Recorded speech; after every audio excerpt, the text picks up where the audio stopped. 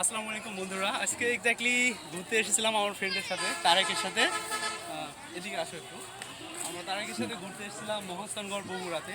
এটা কি দেখাও ওয়ালটা, এটা আপনারা ওয়েল নাম। কি কথা শোনা যাচ্ছে কিনা? আর একটু সাউন্ড প্রবলেম আছে, সাউন্ডের কাছে দিতে হবে। ঠিক আছে।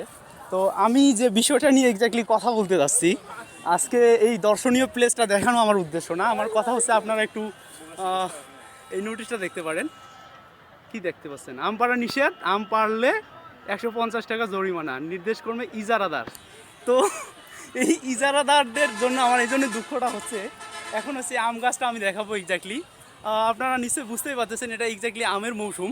বাট এই যে আম গাছটা, এই আম গাছে কিন্তু আমি একটা আমও খুঁজে পেলাম না, একটা আমও নেই।